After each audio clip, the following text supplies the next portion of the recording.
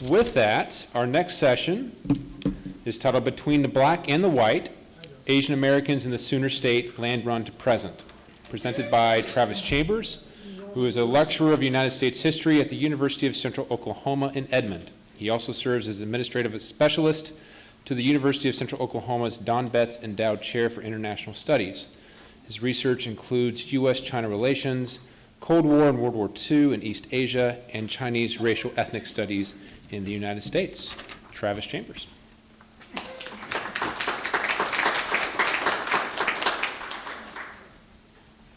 Thank you, Dr. Pierce. I didn't know you knew so much about me. That's one of my jobs now.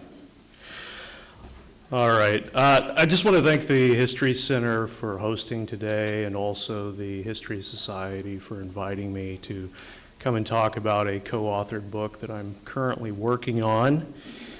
I would also like to thank the audience for attending, and I appreciate the familiar faces of colleagues, friends, and I have a couple of students in here as well. I'm going to try and keep this less like a classroom and more like an actual presentation, and we'll save questions till the end. I've been working on this with my colleague and friend, Dr. Xiaobing Li from the University of Central Oklahoma for quite a few years now. Each of us contributing our expertise to highlighting this seemingly buried history.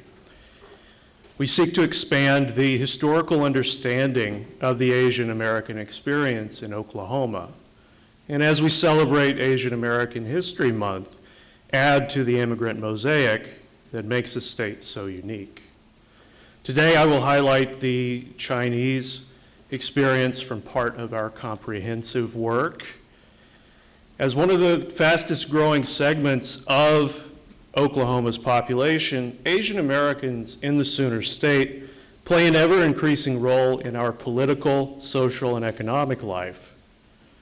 Unlike in the past, when Asian communities were concentrated in coastal states like New York and California, recent migration took a different pattern and established vibrant communities in the heartland. As globalization intensifies in the 21st century, Oklahoma is transforming itself to welcome and promote opportunities for development and growth. Why did the Asian population double in the state in the last decade? How were their immigration and assimilation experiences different from those living in other parts of the country? What historical circumstances unique to Oklahoma affected Asian Americans' dual identification with either group? Little research or scholarship exists to answer these questions. Our co-authored book, Between the Black and the White, Asian Americans in Oklahoma, attends to this missing history by addressing the historical changes in Oklahoma that influenced immigrants' identification as either Asian, American, or somewhere in between. Conversely, recent events have highlighted a resurgent Asian hate movement within the United States, hearkening back to earlier historical discrimination and racism enacted in the late 19th and early 20th centuries. Understanding the origins of xenophobia towards Asian Americans is a significant provision of this book. This project is designed to function as a narrative history of Oklahoma's Asian Americans from the 1890s to the 2000s. And Oklahoma, as a smaller and more tradition-oriented state, must informatively respond to the challenges of ever-expanding globalization with new scholarly efforts. Additionally, Between the Black and the White contributes a distinct perspective to the overall Asian American experience from a region other than the East and West Coasts. Asian Americans arrived with a unique set of resources, but also faced unique challenges. They share experiences of racism and acculturation, challenges in the state, but they have a unique cultural heritage interwoven with legacies of colonization, wars, exodus, and refugees. Asian adaptation to Oklahoma society involved constant struggles To achieve a better understanding of the state's increased diversity, it is crucial for historians and scholars to provide Oklahomans and the rest of the country with both an awareness and appreciation for other cultures and the skills to interact with different people, like Asian Americans in Oklahoma.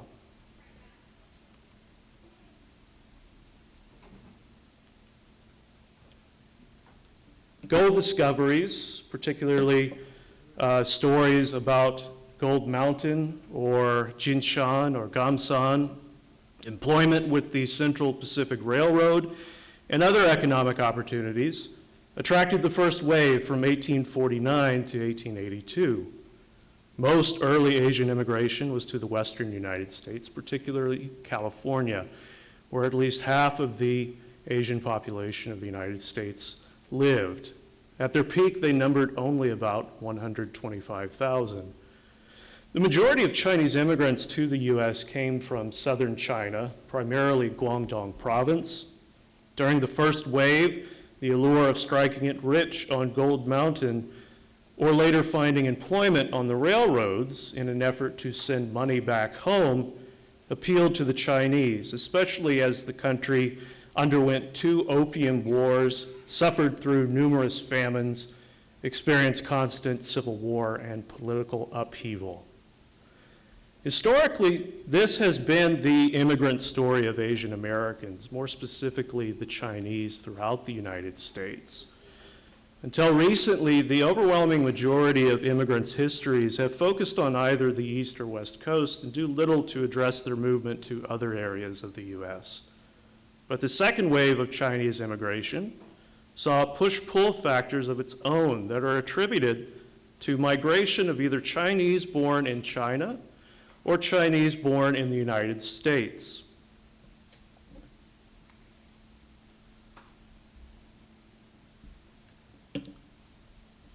One of the largest push factors included anti-Chinese sentiment, which flourished on the West Coast. Labor unions, primarily consisting of Irish and German laborers, protested their presence. Angry protesters rioted, and nativist politicians restricted new arrivals. Out of the nativist reaction, the first Chinese Exclusion Act of 1882 forbade immigration of common laborers. Only merchants, teachers, students, and tourists were allowed entry. These actions failed to stop the animosity, as new violence erupted at such isolated places as Rock Springs, Wyoming in 1885 that saw the massacre of a few dozen Chinese immigrants. After the Exclusion Acts were made permanent, through pressure from Western politicians, San Francisco's infamous bubonic plague outbreak from 1900 to 1904 saw discriminatory pandemic practices that centered around its Chinatown. Both Chinese and Japanese immigrants were required to have papers to enter and leave the city, whereas those requirements weren't placed on the white citizens of San Francisco. And as a result of during the second stage, known as the Exclusion Era, the Chinese population in America saw a steady decline in numbers, dropping to about 75,000 by 1930.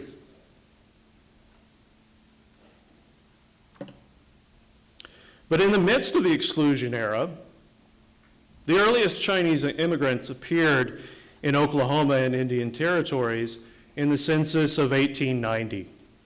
The Chinese population spread throughout the country as discrimination had become so severe in Western states. They often sought the same types of occupations elsewhere, having depended mostly on unskilled labor, like working in fisheries, canneries, farms, and railroads. Immigrants preferred restaurants and laundries, as those pursuits required minimal capital, and they provided self-employment and an opportunity to own that business. The laundries first appeared in California during the gold rush and were frequented almost exclusively by male miners looking for cheap prices to have their clothes washed. Additionally, Chinese restaurants quickly altered their more traditional foods to fit an American palate, changing it to sweeter, crispier, and of course, fried up with a lot of grease. Moreover, aside from transplanting their businesses and jobs, they may have found rural Oklahoma comfortable and familiar. Most Chinese came from the countryside of southern China and were raised in an agrarian society. Aside from economic opportunity, the Chinese and other immigrants recognized the social prescriptions that come with an agrarian life, things like community, helping neighbors, a slower pace of life, something of which I think many of us Oklahomans pride ourselves on to this day, even in the midst of modernization and progress.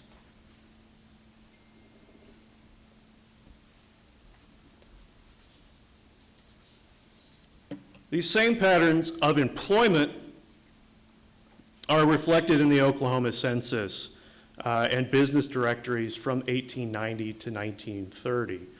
Although work in the laundries predominated early, by 1930 employment in restaurants became proportionately more significant. However, only 261 Chinese were accounted for in the statewide population at this time. All of them lived in cities or small towns.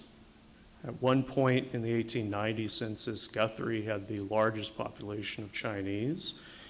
And as Oklahoma City quickly grew, it overtook Guthrie, boasting a population of 101 by 1910. The manuscript census records further indicate that the Chinese worked in laundries or restaurants, reflecting the national pattern for similar towns. Anomalies included one actor in 1890 and several store owners and salesmen by 1920 and 1930.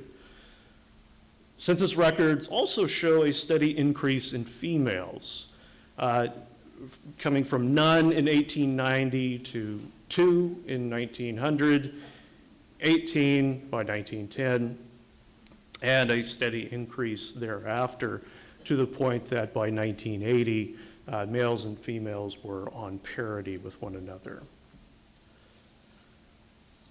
Although it's limited in its use, the Daily Oklahoman provided much more detailed, informative and helpful information than the census records or business directories did. Riddled with negative racial stereotypes, the stories resembled those published in other periodicals throughout America. Often the stories tell us more about the perceptions and attitudes of the journalists than they do about the Chinese subjects of their articles. Yet the information still provides some valuable insight. A review of the Oklahoman reveals several themes similar to other newspapers in the country. For example, violations of immigration laws by local Chinese residents appeared frequently in the local publication.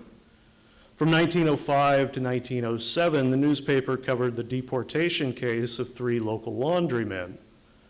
In April of 1905, the newspaper opened with a pejorative title announcing the capture of 3 men who were charged with violating the Chinese Exclusion Act. In 1906, officials deported one of them, and a year later, one proved his valid residency. But the third one had to appeal his conviction. Authorities accused him of having entered the United States with a large group disguised as Mexican laborers, a tactic apparently used quite frequently because American border guards had difficulty distinguishing between Mexicans and Chinese men who donned sombreros and blankets. As typical of many of their compatriots, they had to struggle with discriminatory immigration laws, and they knew how to use the appellate process, thereby at least delaying their deportations. The coworker, or the third person who was convicted of violating the law, his coworker apparently warned him not to answer a prying reporter's questions, an action revealing the camaraderie founded frequently among their fellow countrymen. Prior to 1920, the Daily Oklahoman seldom offered any positive descriptions of the state's Chinese population. More frequently, the newspaper provided coverage of crimes other than illegal immigration. In 1909, authorities in Oklahoma City arrested 32 opium-smoking residents at Sam Lee's place on West California Avenue. The next year, police apprehended 12 more suspects in the same neighborhood. Although the local press highlighted the Chinese residents in the most sensational headlines, one article revealed that at least 100 opium dens operated in the city. Local journalists tended to emphasize things like drug use, thievery, and gambling, especially among the Chinese, a pattern found also among the press outlets across the United States. A tragedy in 1929 occurred when a Texas deputy sheriff, apparently drunk from illegal beer, argued with the cashier Ong Jo-yun at the Kingman Cafe on Grand Avenue. The sheriff pulled a gun and shot the worker. The law officer's friends who were reveling with him that night immediately claimed that the Chinese employee had pulled a gun first, although no gun was found. A few weeks later, a jury acquitted the Texan. The editors at the Daily Oklahoman were outraged.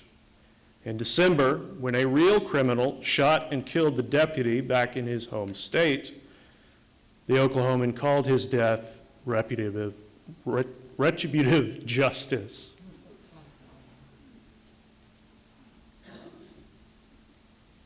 Several additional stories followed with interest the Chinese Revolution in 1911, and other reports praised the 5 local Chinese soldiers who served valiantly in World War I.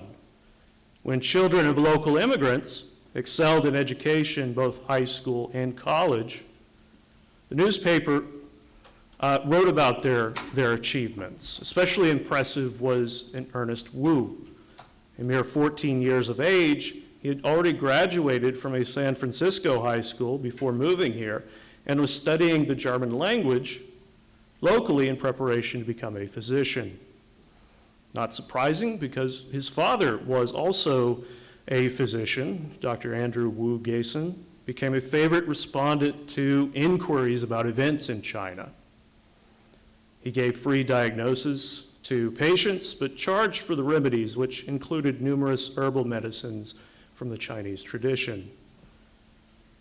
Over the years, other similar business and professional leaders also gained accolades from the Oklahoman.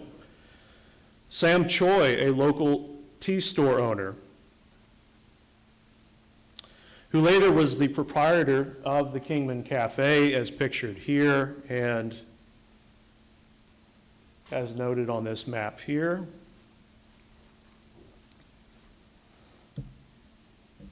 understood the importance of supporting the community.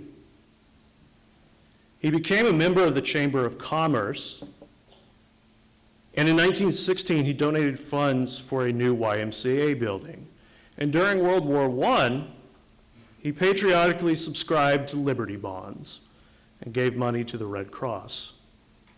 These contributions served him well in 1918 when he tried to return to Hong Kong to retrieve his fiancée. When he presented his papers, however, officials discovered that they were forged and that his name was actually Xiongwa, a common laborer not eligible for residency.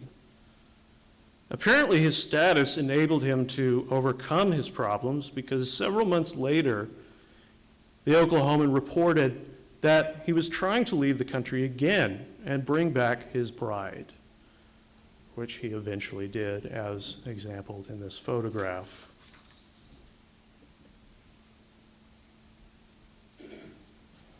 Perhaps the most important local Chinese leader during the early period was Willie Hong, who arrived in Oklahoma City about 1918. By the 1920s, he frequently offered his observations about the local colony of his compatriots and made comments about events in his home country. He opened a Chinese library reading room for his people. He periodically appeared before civic groups, women's clubs, and schools to demonstrate his native music or to discuss culture. In 1941, following Pearl Harbor, he assured local residents that the Japanese could be easily defeated because they had become bogged down in China. With America's help, his home nation would bring a quick end to the conflict.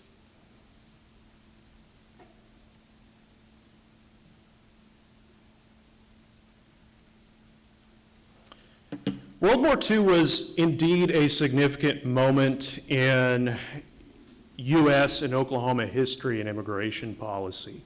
It marked a shift from discriminatory practices that long had targeted Chinese immigrants.